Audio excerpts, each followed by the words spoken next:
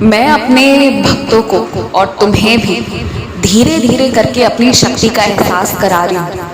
अगर एक साथ वो सब कुछ तुम्हें मिल गया तो तुम्हारा शरीर बर्दाश्त नहीं कर पाएगा। धीरे धीरे करके तुम्हारा मन, तुम्हारा शरीर, तुम्हारी बुद्धि, तुम्हारी शरीर का एक एक कण सिर्फ माँ से शुरू होगा और माँ में ही मिलता चला जाएगा। और तुम देखते जाओ कैसे कुछ जगहों पर तुम्हें समय नहीं मिलता, संसाधन नहीं मिलते, तुम उन क्षेत्र में मेहनत नहीं कर पा रहे हो, लेकिन फिर भी देखना कैसे तुम्हें तरक्की मिलेगी, क्योंकि तुम प्रयास कर रहे हो और मुझसे लगातार विनती कर रहे हो। इस बार जब गुप्त नवरात्रे आएंगे तो तुम कोशिश किया करना कि रोज तुम मेरी चालीसा पढ़ो, थोड़ी देर बैठकर मेरे मंत्र का जाप करो। जो मेरे मंदिर से तुम्हें फूल प्राप्त होते हैं ना, जो बाद में तुम्हारा सवाल होता है कि माँ अब इसे क्या करूं, यदि उन पुष्पों से तुम पुनः पौधे लगा सकते हो ना, तो उससे सुंदर कोई तरीका हो नहीं सकता मेरे उस आशीर्वाद को संजोए रखने का। तो यदि वैसा मुमकिन है, उस तरह से तुम्हें मिल रहा है कि तुम उन पुष्पों से पुनः पौधे लगा दो, तो फिर यही काम करो। अन्यथा तुम उन्हें एक डब्बे में अच्छे से संचित करके रख सकते हो। वो मेरा आशीर्वाद है। आज मेरे आशीर्वाद में तुम फूल, मेरी चुनरी, मेरी चूड़ियाँ, मेरे सिंदूर, इन चीज़ों को महत्व देते हो, लेकिन मेरी एक बात तुम याद रखना, तुम ही मेरे वो भक्त होगे जो आज से कुछ सालों के बाद ना, जब मेरे साक्षात दर्शन करना शुरू करेगा तो और कोई चीज मायने नहीं रखेगी सिवा तुम्हारी इस जगदम्बा के। तुम अपने आप को परिवर्तित होते हुए देख लेना, सब बदलेगा।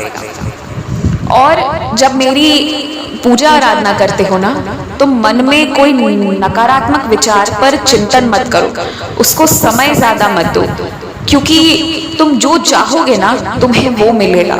जो भी चाहोगे, सच कह रही हूं मैं, एक छोटी से छोटी चीज से लेकर एक बड़ी से बड़ी चीज, अगर तुम चाह जाओगे कि तुम्हारे पास 2 पहिए 4 पहिए वाली गाड़ी हो तो वो भी मिल जाएगा, घर बंगला चाहोगे वो भी मिल जाएगा, और मन ही मन किसी से लड़ाई झगड़े के बारे में सोचोगे तो वो भी हो जाएगा।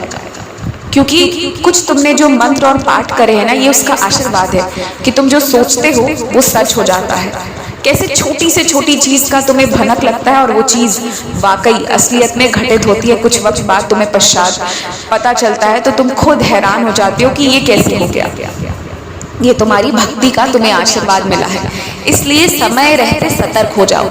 नकारात्मक चीज तो बिल्कुल मत सोचो, ना अपने लिए ना किसी और के जीवन के लिए। और आज तक तुमने जिसको रो रो कर श्राप दिया है, गुस्सा हुए हो, आज तुम मेरे चरणों में एक बात कहोगे कि माँ मैं तुम्हारे चरणों में अब उन लोगों को और उनके कर्मों को छोड़ रहा हूँ। आज ये कहोगे, तुम मुझसे वादा करोगे, और आज के बाद जिस वक्त तुमने उन्हें मेरे चरणों में छोड़ा, उसके बाद से उनके बारे में चिंतन करना बंद, उन्हें श्राप देना बंद, उनके लिए बुरा मनाना बंद कर दोगे। अगर अपनी माँ और माँ के चरणों पे विश्वास है तो बस यहीं इन्हीं चरणों पर छोड़ दो और आगे बढ़ो, अब दूसरे काम में लग जाओ। तो मेरे लिए खीर बनाओ, पूरी बनाओ, ये सब कुछ मुझे बहुत अच्छा लगेगा, लेकिन अगर मुमकिन हो ना तो कन्याओं को भोजन कराया करो। और ऐसा जरूरी नहीं है कि जब तुम 9 दुर्गों का उपवास करो उसके बाद ही तुम्हें कन्याओं को भोजन कराना है, या सिर्फ शनिवार को कराना है। अगर छोटी छोटी कन्याओं को भोजन कराने का मौका मिले, या वो कोई छोटी सी चीज की जिद कर देना, तो उनमें मेरा साक्षात वास होता है। उन्हें मना मत किया करो, वो जो चाहे वो बस कर दो।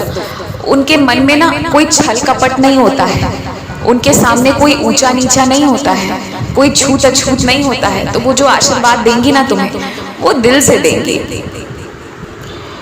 तुम्हारे निवास स्थान के बारे में सिर्फ आधा सच तुम्हें ज्ञात है, उसके आगे जो आधा है वो अभी तुम्हें पता ही नहीं है। वो अब मेरी जिम्मेदारी है तुम्हें उससे अवगत कराने की।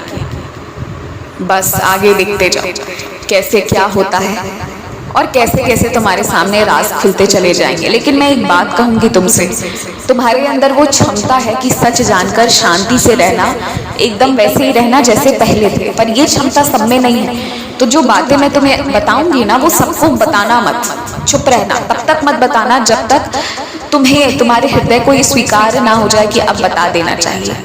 बस इस बात का ध्यान रखना। खुश रहो, मुस्कुराते रहो, मैं तुम्हें स्वप्न दर्शन दूंगी।